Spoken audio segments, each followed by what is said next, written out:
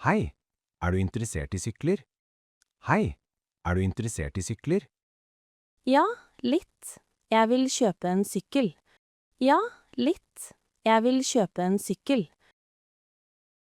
Bra. Hva slags sykkel vil du ha? Bra. Hva slags sykkel vil du ha? Jeg vet ikke. Hva er forskjellen? Jeg vet ikke. Hva er forskjellen? En landeveissykkel er rask. En landeveissykkel er rask. Og den andre? Og den andre? En terrengsykkel er sterk. En terrengsykkel er sterk. Sterk høres bra ut. Sterk høres bra ut. Hvor vil du sykle? Hvor vil du sykle? Jeg vil sykle i skogen. Jeg vil sykle i skogen. Da er terrengsykkelen bedre for deg. Da er terrengsykkelen bedre for deg. Ja, jeg tror du har rett. Takk. Ja, jeg tror du har rett. Takk. Landeveissykkelen er veldig rask. Landeveissykkelen er veldig rask. Hvor rask? Hvor rask? Den kan gå 40 kilometer i timen. Den kan gå 40 kilometer i timen. Det er fort. Det er fort. Ja, men den er ikke blad i skogen. Ja, men den er ikke blad i skogen. Hvorfor ikke? Hvorfor ikke? Hjulene er for smale. Hjulene er for smale. Og terrengsykkelen? Og terrengsykkelen? Den har brede hjul. Den har brede hjul. Er den også rask? Er den også rask? Nei, den er langsommere. Nei, den er langsommere. Men tryggere i skogen? Men tryggere i skogen? Ja, mye tryggere. Ja, mye tryggere. Unnskyld, hvor mye koster en landeveissykkel? Unnskyld, hvor mye koster en landeveissykkel? Den koster mange penger. Den koster mange penger. Hvor mange? Hvor mange? Kanskje 10 000 kroner. Kanskje 10 000 kroner. Det er dyrt. Det er dyrt. Ja, men terrengsykkelen er også dyr. Ja, men terrengsykkelen er også dyr. Hva er billigst? Hva er billigst? De er omtrent like dyre. De er omtrent like dyre. Kan vi se på begge? Kan vi se på begge? Ja, de er der borte. Ja, de er der borte. Kan du vise meg? Kan du vise meg? Ja, selvfølgelig. Kom. Ja, selvfølgelig. Kom. Tusen takk. Tusen takk. Hvor liker du å sykle? Hvor liker du å sykle? Jeg liker veien og skogen. Jeg liker veien og skogen. Veien er bra for landeveissykkelen. Veien er bra for landeveissykkelen. Og skogen? Og skogen? Skogen er bra for terrengsykkelen. Skogen er bra for terrengsykkelen. Kan jeg bruke begge steder? Kan jeg bruke begge steder? Ja, men det er ikke ideelt. Ja, men det er ikke ideelt. Hva betyr ideelt? Hva betyr ideelt? Det betyr ikke perfekt. Det betyr ikke perfekt. Jeg forstår. Hva velger du? Jeg forstår. Hva velger du? Jeg liker veien. Jeg tar landeveissykkelen. Jeg liker veien. Jeg tar landeveissykkelen. Jeg liker skogen mer. Jeg liker skogen mer. Da er terrengsykkelen riktig for deg. Da er terrengsykkelen riktig for deg. Er sykkelen komfortabel? Er sykkelen komfortabel? Landeveissykkelen er ikke så komfortabel. Landeveisykkelen er ikke så komfortabel. Hvorfor ikke? Hvorfor ikke? Setet er hardt og smalt. Setet er hardt og smalt. Det høres ikke bra ut. Det høres ikke bra ut. Nei, men du blir vant til det. Nei, men du blir vant til det. Og terrengsykkelen? Og terrengsykkelen? Den har et mykere sete. Den har et mykere sete. Det er bedre. Det er bedre. Ja, og den har også fjæring. Ja, og den har også fjæring. Hva er fjæring? Hva er fjæring? Det tar støtene fra veien. Det tar støtene fra veien. Å, det er smart. Å, det er smart. Vil du løfte sykkelen? Vil du løfte sykkelen? Ja, hvorfor? Ja, hvorfor? Se hvor tung den er. Se hvor tung den er. Landeveisykkelen er veldig lett. Landeveisykkelen er veldig lett. Ja, den er laget av karbonfiber. Ja, den er laget av karbonfiber. Og terrengsykkelen? Og terrengsykkelen? Den er tyngre. Prøv. Den er tyngre. Prøv. Å ja, den er mye tyngre. Å ja, den er mye tyngre. Den er laget av stål eller aluminium. Den er laget av stål eller aluminium. Er vekt viktig? Er vekt viktig? Ja, for lange turer. Ja, for lange turer. Men i skogen spiller det ingen rolle? Men i skogen spiller det ingen rolle? Ikke så mye, nei. Ikke så mye, nei. Hva bruker du sykkelen til? Hva bruker du sykkelen til? Jeg vil trene og ha det gøy. Jeg vil trene og ha det gøy. Begge syklene er bra for trening? Begge syklene er bra for trening? Ja, det stemmer. Ja, det stemmer. Men hvilken er morsomst? Men hvilken er morsomst? Det er personlig. Liker du fart? Det er personlig. Liker du fart? Nei, ikke så mye. Nei, ikke så mye. Hva liker du da? Hva liker du da? Jeg liker eventyr og natur. Jeg liker eventyr og natur. Da er terrengsykkelen perfekt for deg. Da er terrengsykkelen perfekt for deg. Og for deg? Og for deg? Jeg liker fart. Jeg velger landevei. Jeg liker fart. Jeg velger landevei. Vi er veldig forskjellige. Vi er veldig forskjellige. Har syklene mange gir? Har syklene mange gir? Ja, begge har mange gir. Ja, begge har mange gir. Hvor mange? Hvor mange? Landeveisykkelen har kanskje 22 gir. Landeveisykkelen har kanskje 22 gir. Det er mange. Det er mange. Terrengsykkelen har også mange. Terrengsykkelen har også mange. Hvorfor trenger vi så mange? Hvorfor trenger vi så mange? For bakker og flate veier. For bakker og flate veier. Jeg forstår. Og bremsene? Jeg forstår. Og bremsene? Terrengsykkelen har bedre bremser.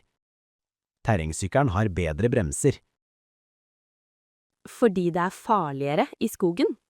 Fordi det er farligere i skogen. Ja, nøyaktig. Ja, nøyaktig. Her er sykkelbutikken. Her er sykkelbutikken. Den er stor. Så mange sykler. Den er stor. Så mange sykler. Se, der er en landeveissykkel. Se, der er en landeveissykkel. Den er pen. Hvilken farge er det? Den er pen. Hvilken farge er det? Den er rød og svart. Den er rød og svart. Jeg liker rød. Jeg liker rød. Og der er en terrengsykkel. Og der er en terrengsykkel. Den er blå. Jeg liker blå også. Den er blå. Jeg liker blå også. Vil du prøve å sitte på den? Vil du prøve å sitte på den? Ja, gjerne. Ja, gjerne. Hva syns du? Hva syns du? Den føles veldig komfortabel. Den føles veldig komfortabel. Det er bra tegn. Det er bra tegn. Vil du sykle langt eller kort? Vil du sykle langt eller kort? Hva mener du med lang? Hva mener du med lang? Kanskje 100 kilometer på en dag? Kanskje 100 kilometer på en dag? Det er veldig langt. Det er veldig langt. Ja, landeveissykkelen er bra for det. Ja, landeveissykkelen er bra for det. Jeg vil ikke sykle så langt. Jeg vil ikke sykle så langt. Hvor langt vil du sykle? Hvor langt vil du sykle? Kanskje 10 eller 20 kilometer? Kanskje 10 eller 20 kilometer? Det er fint for begge sykler. Det er fint for begge sykler. Så det spiller ingen rolle? Så det spiller ingen rolle? For korte turer? Nei. For korte turer? Nei. Da velger jeg terrengsykkelen. Da velger jeg terrengsykkelen. Flott valg. Flott valg. Kan jeg sykle om vinteren? Kan jeg sykle om vinteren? Ja, men det er kaldt. Ja, men det er kaldt. Er noen sykler bedre om vinteren? Er noen sykler bedre om vinteren? Ja, terrengsykkelen er bedre. Ja, terrengsykkelen er bedre. Hvorfor det? Hvorfor det? Den har bedre grep på is og snø. Den har bedre grep på is og snø. Landeveissykkelen glir. Landeveissykkelen glir. Ja, hjulene er for smale for snø. Ja, hjulene er for smale for snø. Det er farlig. Det er farlig. Ja, du må være forsiktig. Ja, du må være forsiktig. Hva med regn? Hva med regn? Begge er ok i regn. Begge er ok i regn. Men terrengsykkelen er tryggere. Men terrengsykkelen er tryggere. Ja, litt tryggere. Ja, litt tryggere. Du trenger en hjelm. Du trenger en hjelm. Ja, selvfølgelig. Ja, selvfølgelig. Terrengsykkelhjelmen er annerledes. Terrengsykkelhjelmen er annerledes. Hvordan er den annerledes? Hvordan er den annerledes? Den dekker mer av hodet. Den dekker mer av hodet. Fordi det er farligere i skolen. Fordi det er farligere i skolen. Ja, du kan falle på steiner. Ja, du kan falle på steiner. Det høres skummelt ut. Det høres skummelt ut. Det er ikke så farlig med riktig hjelm. Det er ikke så farlig med riktig hjelm. Og landeveissykkelhjelmen? Og landeveissykkelhjelmen? Den er lettere og har mer luft. Den er lettere og har mer luft. Mer luft er bra om sommeren? Mer luft er bra om sommeren? Ja, du blir ikke så varm. Ja, du blir ikke så varm. Sykler vennene dine? Sykler vennene dine? Ja, noen venner sykler landevei. Ja, noen venner sykler landevei. Og andre? Og andre? Andre liker terrengsykling.